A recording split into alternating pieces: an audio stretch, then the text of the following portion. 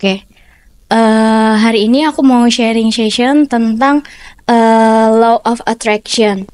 Nah, sebelumnya sebenarnya hukum ini itu baru aku tahu istilahnya tuh baru-baru ini. Tapi sebenarnya aku tuh udah nerapin dari sejak aku kecil gitu. Jadi waktu aku kecil itu aku sering banget sama yang namanya kayak apapun itu aku selalu mimpiin gitu.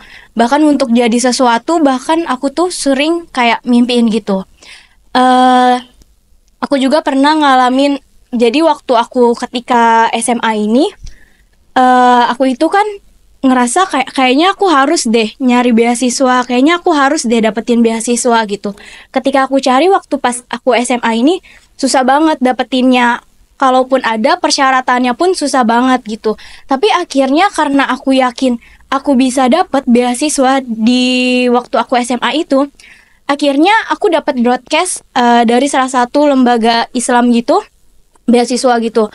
Nah, persyaratannya pun gampang banget dan aku salah satu yang lolos berkas administrasi dan bahkan interviewnya pun gampang banget, cuman tes baca Quran sama tes kayak tentang pengetahuan dari lembaga itu aja gitu. Dan akhirnya aku pun bisa dapat beasiswa waktu aku SMA. Lalu lanjut ketika waktu itu aku dan keluarga aku juga pernah kan waktu itu lagi zaman yang ada namanya tuh JNT gitu, pengiriman JNT di tahun 2019. Nah, ketika aku dan keluarga aku lewat JNT, aku selalu bilang ke bapak aku bilang kayak, "Pak, besok kakak bakalan ngirim paket yang banyak ke sana gitu." Aku selalu bilang kayak gitu dan aku selalu tanemin dan aku selalu yakin gitu kalau aku bisa ngirim paket di sana. Dan akhirnya aku pun bisa ngirim paket ke sana.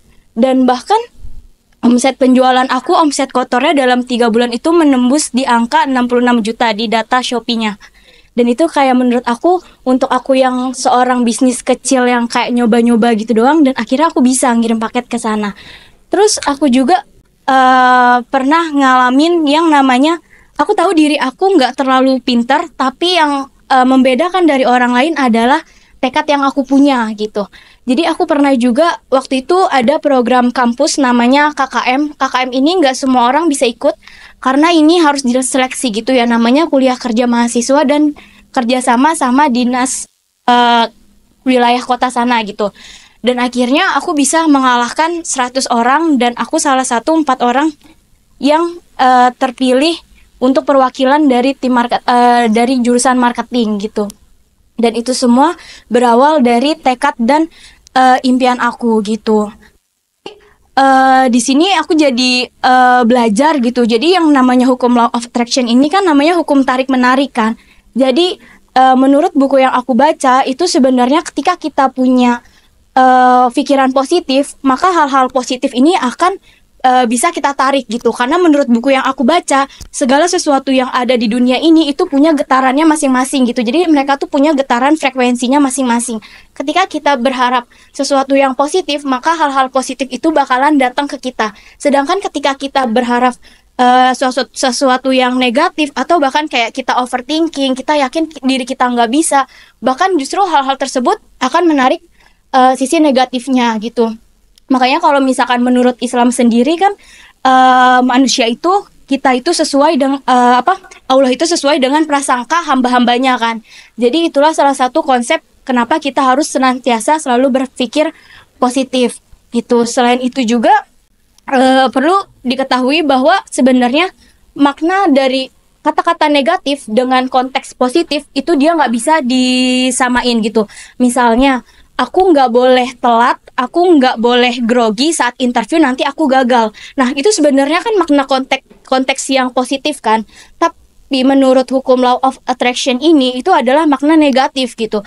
Jadi gimana caranya kita agar untuk menerapkan hal-hal positif, kita harus menghilangkan kata jangan, kata tidak, kata kurang. Pokoknya hal-hal negatif itu harus kita kurangin gitu. Jadi kita harus ubah, aku pasti bisa kok lolos ini, aku pasti bisa dapet ini. Tapi jangan pernah ngungkapin aku nggak boleh kayak gini. Kan itu kata-kata nggak bolehnya itu adalah makna negatif gitu. Abis itu kita juga nggak boleh ragu sedikit pun sama apapun mimpi yang ingin kita raih gitu. Karena selama ini ketika aku ingin sesuatu, aku selalu tanamkan ke dalam pikiran aku, ke dalam hati aku, dan ke alam bawah sadarku. Itu aku selalu kuatin di sana gitu. Dan aku juga percaya gitu kan kalau misalkan Allah itu sesuai dengan prasangka hamba-hambanya. Ketika kita emang ingin hal-hal positif, hal itu pasti bakalan datang gitu. Aja sih, sekian. Terima kasih. Langsung yel-yel. PT Media Antarnusa, antusias, antusias, antusias. Berpikir optimis. Siapa yang utama? Customer. Terima kasih.